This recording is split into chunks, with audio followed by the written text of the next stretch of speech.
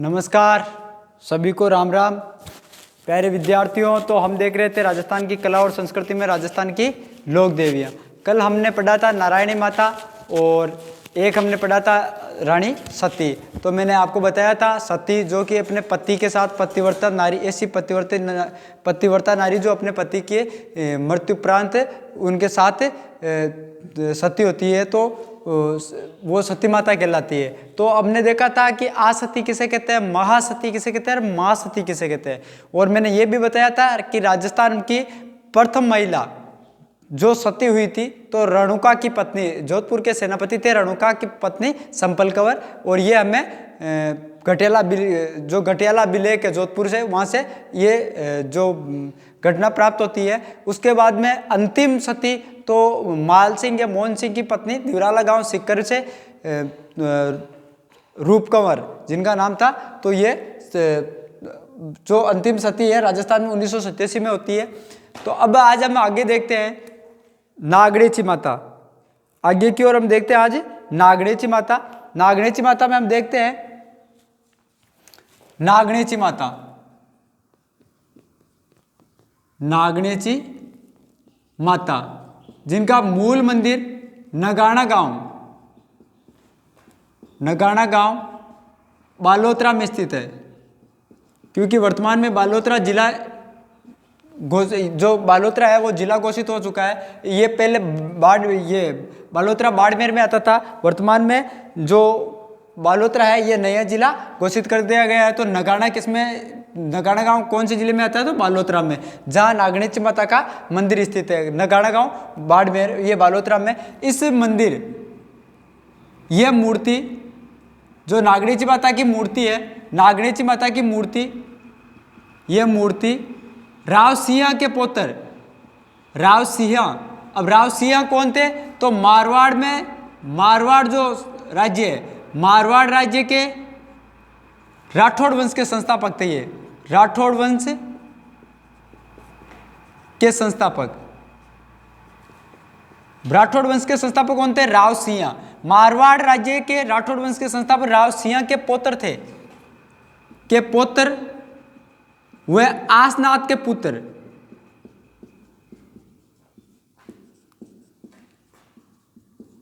राव दुवड़। यह मूर्ति नागणेची माता की मूर्ति राव सिंह के पुत्र व आसनाथ के पुत्र थे राव दुवड़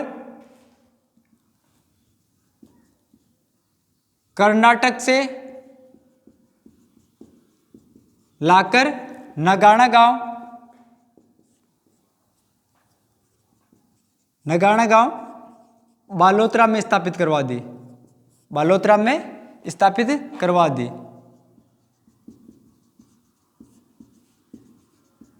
तो हम नागणेची माता के बारे में पढ़ रहे हैं कि नागणेची माता तो इनका मुख्य मंदिर तो नगाना गांव बालोतरा में। तो ये मूर्ति कहाँ से ही, तो राव दुवड़ जो कि आसनाथ के पुत्र थे, और जो राव सिंह है मारवाड़ राज्य में राठौड़ वंश के संस्थापक। राठौड़ वंश की नींव किसने डाली थी, तो मारवाड़ में राठौड़ वंश की नींव ये राव सिंह ने डाली थी। उनके पुत्र थे आसनाथ के पुत्र थे राव दुवड़, जो कि चक्रेश्वरी माता की मूर्ति लेकर आते हैं कर्नाटक से, जिसको हम वर्तमान में नागणेची माता के नाम से जानते हैं। तो इसके उपनाम जो नागणेची माता है तो इसको चक्रेश्वरी माता, इसको राठेश्वरी माता, इसको चक्रेश्वरी माता के नाम से भी जाना जाता है, इसको राठेश्वरी माता के नाम से भी नागणेची माता को जाना जाता है। यह मूर्ति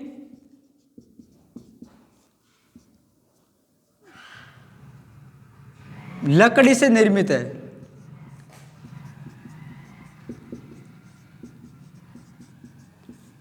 निर्मित 18 भुजाओं वाली मूर्ति है, 18 भुजाओं वाली प्रतिमा है।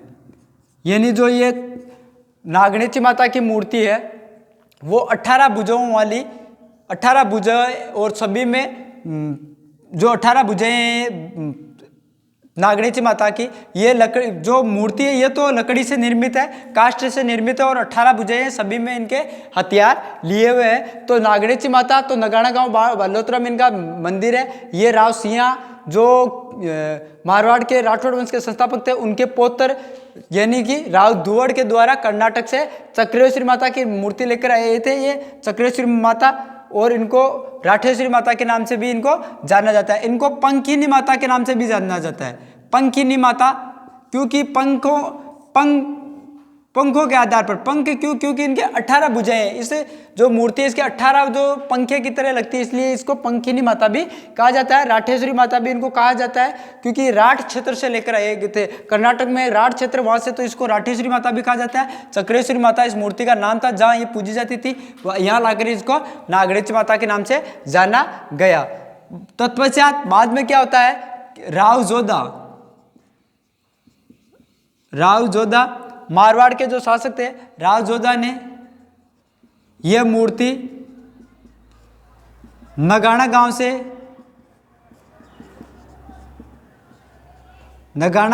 बालोतरा से नगाना गांव से ले जाकर मेहरानगढ़ दुर्ग में स्थापित करवा दी। मेहरानगढ़ दुर्ग जो कि जोधपुर में स्थित है, जोधपुर में स्थापित करवा दी। तत्पश्चात बीकानेर के शासक राव बिक्का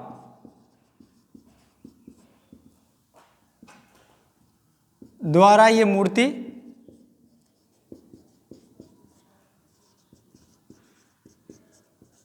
बीकानेर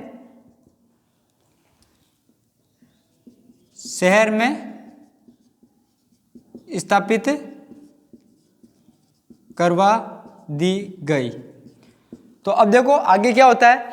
तो ये मूर्ति तो नागणेची माता की मूर्ति कर्नाटक से राव धुवड़ लेकर आया था, चक्रेश्वरी माता की मूर्ति लेकर आया था जिसको नागणेची माता के नाम से जाना जाता है। नगाना गांव बालोतरा में इसने लगवा दी, जो कि राव सिंह का पुत्र था, राव सिंह का पुत्र था और राव आसनाथ का पुत्र था। होता क्या है, बाद में राव जोधा जो कि मारवाड़ के शासक बनते हैं, ये नगाना गांव बाड़मेर से इस मूर्ति को लाकर मेहरानगढ़ दुर्ग जिसकी स्थापना 1459 में 12 मई 1459 को इस मेहरानगढ़ दुर्ग की नींव करणी माता के हाथों से रखी गई थी। ये हमने पहले पढ़ा था। इसमें इसकी मूर्ति स्थापित करवाकर इसका मंदिर बनवा देते हैं नागणेची माता का। अब क्या होता है, इनके जो राव जोधा है इनके बड़े पुत्र थे राव बिक्का। तो इन्होंने क्या किया, राव जोधा ने राव बिक्का को मारवाड़ का शासक न बनाकर राव सातलदेव को राव जोधा ने अपने छोटे पुत्र राव सातलदेव को यहाँ का शासक बना दिया, सातलदेव को मारवाड़ का शासक बना दिया। और राव बिक्का को 1465 में राव बिक्का ने जांगल प्रदेश में बीकानेर राज्य की स्थापना की। ये हमने पहले ही पढ़ा था कि करणी माता के आशीर्वाद से इसने, क्योंकि राव जो जोधा है ये अपनी पत्नी के जो इनकी पत्नी थी जसमादेव, उनके प्रभाव में आकर इन्होंने राव सातलदेव को वहाँ का शासक बना दिया। अब क्या होता है, राव जोधा 1438 से 1489 तक थे, फिर 1489 से 1492 तक राव सातलदेव मारवाड़ के शासक रहते हैं। इनके राव जोधा जब राव बिक्का को अपने राज्य से निष्कासित करते हैं तो ये एक इनके शर्त होती है कि जब राव जोधा की मृत्यु होगी तो इनके जो मुख्य 13 वस्तुएं, जो राव जोधा की प्रमुख 13 वस्तुएं थी, वो इनकी मृत्यु के पश्चात राव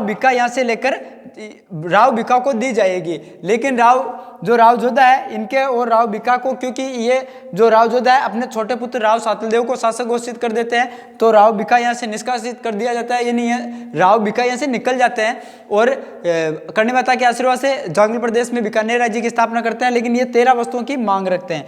अब क्या होता है, जब 1489 में राव जोधा की मृत्यु होती है तो राव सातलदेव यहाँ के शासक बनते हैं। राव सातलदेव 1489 से 92 में, जिनकी चैत्र शुक्ल चैत्र कृष्ण अष्टमी के दिन, चैत्र कृष्ण अष्टमी के दिन इनकी मृत्यु होती है। क्यों होती है? क्योंकि नागौर का शासक, नागौर का सूबेदार था, नागौर का सूबेदार, सॉरी अजमेर के सूबेदार, नागौर के सूबेदार मल्लू खां, नागौर के शासक थे, नागौर के शासक थे मल्लू खां, और अजमेर के सूबेदार कुड़ले खां, इन दोनों ने मिलकर नागौर के जो शासक थे मल्लू खां और अजमेर के सूबेदार थे गुड़ले खां, इन दोनों ने मिलकर मेड़ता पर आक्रमण कर दिया था। मेड़ता पर आक्रमण कर दिया था तो जो मारवाड़ में आता था, तो यहाँ मारवाड़ पर आक्रमण करने के कारण फिर जो उस समय राव सातलदेव थे, ये शासक थे, तो इनको दोनों को हराकर भगा दिया। तो आते समय, वहाँ से आते समय क्या कर रहे थे कि 140 कन्याएं गणगौर पूजन कर रही थी तालाब के किनारे। तो जो गुड़ले खां हैं, इनकी नज़र पड़ती है उस तालाब पे, और ये वहाँ से मारवाड़ से 140 कन्याओं को उठाकर यहाँ अपने अजमेर ले आते हैं। तब ये बात जब सातलदेव को पता चलती है तो सातलदेव इस पे आक्रमण करते हैं और गुड़ले खां का सिर काटकर ले जाकर, और उन जो बंदी बनाई गई कन्याएं थी उनको छुड़ाकर ले जाते हैं। तो इसकी याद में ये गुड़ला त्योहार मनाया जाता है चैत्र कृष्ण अष्टमी को। चैत्र कृष्ण अष्टमी को मारवाड़ में गुड़ला त्योहार मनाया जाता है। 1492 में चैत्र कृष्ण अष्टमी के दिन जब ये त्योहार मनाया जाता है, उसी दिन राव मालदेव की मृत्यु हो जाती है। तो राव सातलदेव की मृत्यु हो जाती है। राव सातलदेव के बाद में इनके चाचा राव सुजा यहाँ के शासक बनते हैं, जो कि 1492 से लेकर 1515 तक ये शासक रहते हैं। तो इनके समय में फिर राव बिक्का ने राव सुजा से वो 13 वस्तुएं जो कि इनके पिता द्वारा इनको शर्त में दी गई थी, तो राव सुजा से मांगी गई, लेकिन राव सुजा ने बिक्का को मना कर दिया। तो राव बिक्का है जो कि जंगल प्रदेश यानी बीकानेर के शासक थे, उन्होंने राव सुजा पर मारवाड़ पर चढ़ाई की और इनको फिर राव सुजा की माता थी जसमादे, रानी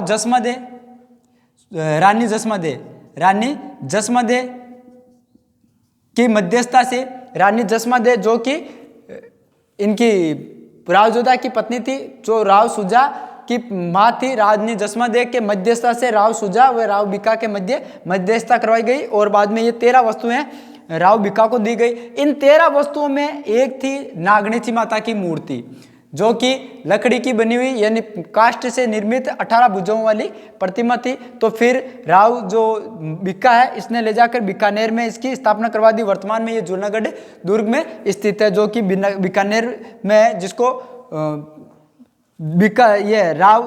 राव बिक्का है, इसने नागणेची माता की मूर्ति फिर मेहरानगढ़ दुर्ग जोधपुर से ले जाकर जूनागढ़ दुर्ग जो कि बीकानेर में स्थापित करवाई। बाद में जहाँ अभी वर्तमान में जूनागढ़ दुर्ग बना हुआ है। राव बिक्का ने एक बीकानेर राज्य बसाकर बीकानेर शहर की स्थापना 1488 में की थी।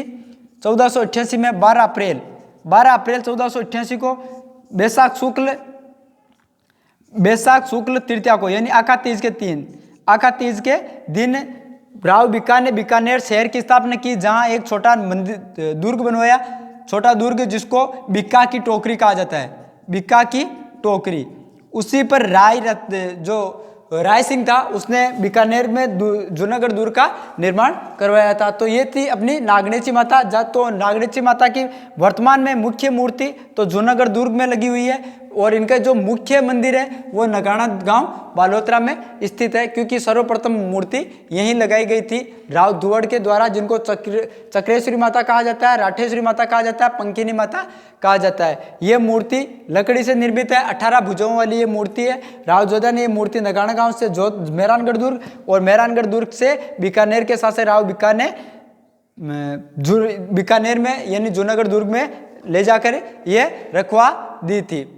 जो इसका मुख्य मंदिर कहाँ स्थित है, तो मुख्य मंदिर मूर्ति के हिसाब से बीकानेर में स्थित है और इनका मुख्य जो मंदिर है वो नगाना गांव बालोतरा में स्थित है। तो ये थी अपनी नागणेची माता। अब हम आगे देखते हैं, एक आती है छीक माता, एक आती है छींच माता, जिनके बारे में कुछ ज़्यादा नहीं है। इनके मंदिर कहाँ स्थित है, माताओं के मंदिर, क्योंकि अब जो बड़ी बड़ी थी उनको हमने पढ़ लिया है, अब छोटी माताएं हैं, जैसे इनके मंदिर के बारे में पूछ लेते हैं कि इनका मंदिर कहाँ स्थित है।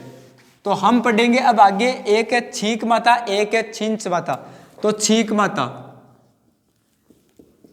छीक माता का मंदिर तो जयपुर में स्थित है। और ये जब गोपाल जी के मंदिर बना हुआ है जयपुर में, गोपाल जी का मंदिर, उस मंदिर के रास्ते जाते समय छीक माता का मंदिर आता है। एक है छींच माता, छींच माता का मंदिर, तो छींच माता का मंदिर बांसवाड़ा में स्थित है, बांसवाड़ा में स्थित है। तो छींक माता जयपुर में स्थित है, छींच माता बांसवाड़ा में स्थित है। इसके बाद में हम आगे देखते हैं केला देवी। केला देवी का मंदिर तो त्रिकूट पर्वत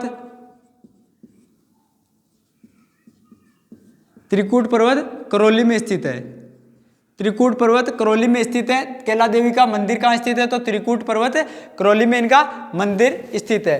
तो पहले हमने पढ़ा था नागणेची माता, तो नागणेची माता का मंदिर नगाना गांव बालोतरा में स्थित है। छींक माता का मंदिर जयपुर में, छींच माता का मंदिर बांसवाड़ा में। केला देवी का मंदिर त्रिकूट पर्वत करौली में स्थित है। इस मंदिर के सामने बोहरा समाज की, बोहरा संप्रदाय की छतरी स्थित है, बोहरा संप्रदाय की छतरी स्थित है, बोहरा संप्रदाय की छतरी स्थित है। इस मंदिर के सामने बोहरा संप्रदाय की छतरी स्थित है। उपनाम तो केला देवी को किस किस नामों से जाना जाता है, तो केला देवी को यादव वंश की कुलदेवी, यादव वंश की कुलदेवी कहा जाता है। करौली राजवंश की कुलदेवी कहा जाता है। इनको योगमाया कहा जाता है। अंजना देवी तो केला देवी को कहा जाता है, अंजना देवी के नाम से। अंजना देवी तो हनुमान जी की मां थी,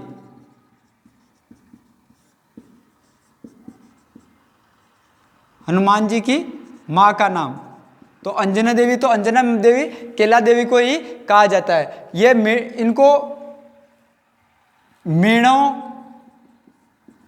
व गुजरों की आराध्य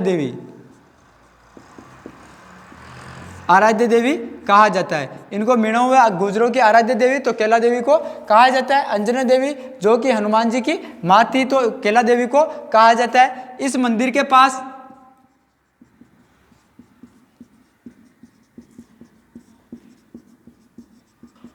हनुमान जी का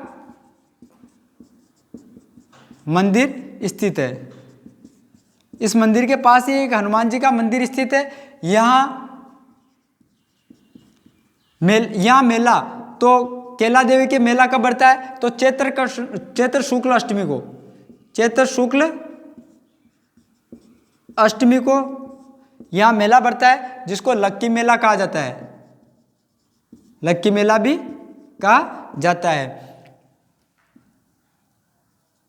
इस मंदिर में लांगुरिया गीत व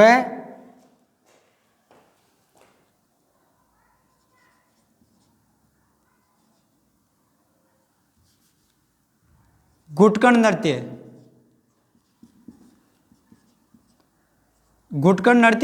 जिसको कनक दंडवत भी कहा जाता है,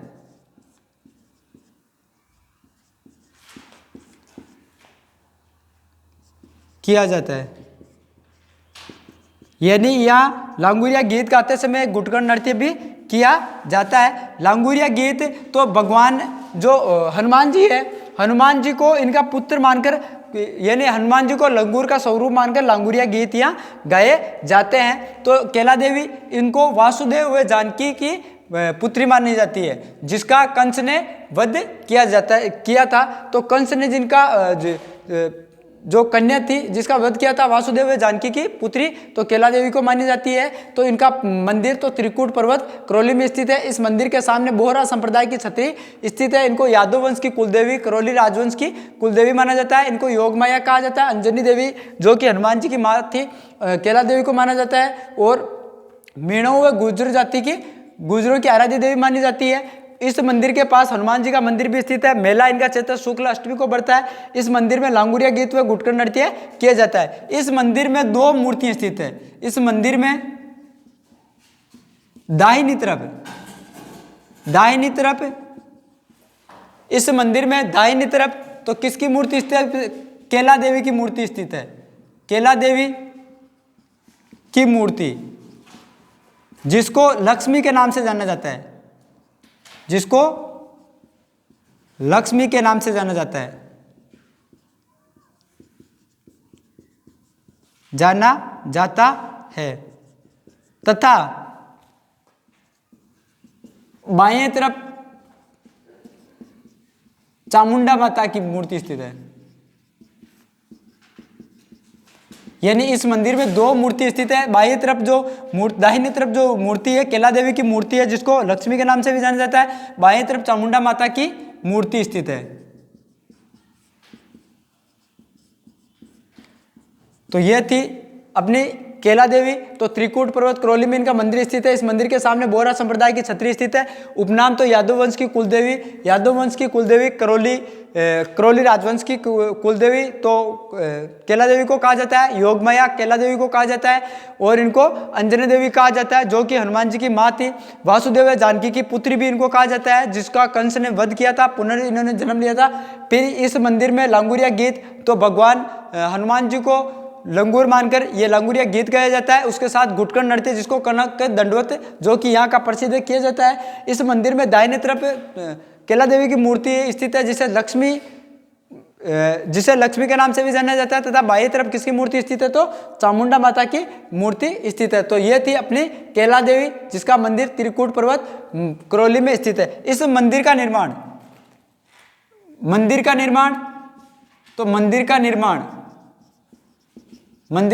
तो 1114 ईस्वी में केदारगिरी नामक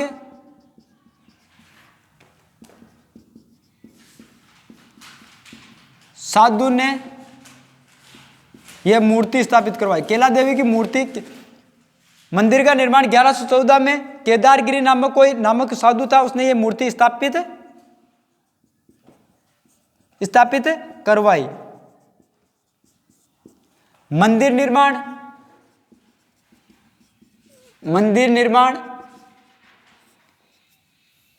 सन 1900 में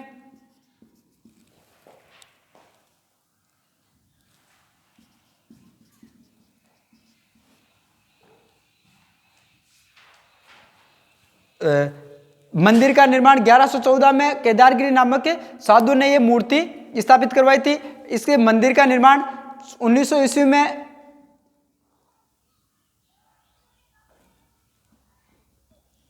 करौली माता के मंदिर का निर्माण 1900 ईस्वी में महाराजा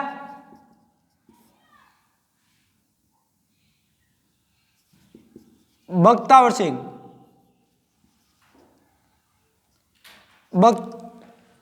सिंह ने करवाई थी।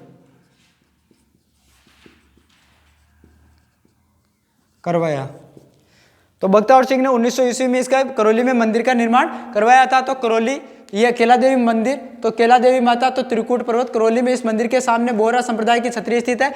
यादव वंश की कुलदेवी है, करौली राजवंश की कुलदेवी ये मानी जाती है। तो हमने पढ़ा था नागणेची माता या नागणेची माता, तो उसका मंदिर नगाड़ा गांव बालोतरा में स्थित है। करौली ये केला देवी माता तो त्रिकूट पर्वत करौली में स्थित है। छींक माता तो बांसवाड़ा में, छींक माता जयपुर में स्थित है। तो आज हमारी 4 जो लोक देवी है वो कंप्लीट होती है। अब हम अगली कक्षा में देखेंगे अगली माता जी। तो ये जो अपनी जो इम्पोर्टेंट लोक देवी है वो अब कंप्लीट होती है। अब आगे हम आगे की ओर देखेंगे माँ चामुंडा माता। जो कि जिनका मंदिर कहाँ स्थित है, तो जोधपुर में, जो मेहरानगढ़ दुर्ग में इनका मंदिर स्थित है। तो हम अगली कक्षा में देखेंगे माँ चामुंडा माता। तो उसके बाद में ये एक एक वन लाइनर की माता है जिनका मंदिर कहाँ स्थित है, बस इतना देखेंगे और ये 1-2 क्लास में ये कंप्लीट हो जाएगी। Okay, thank you.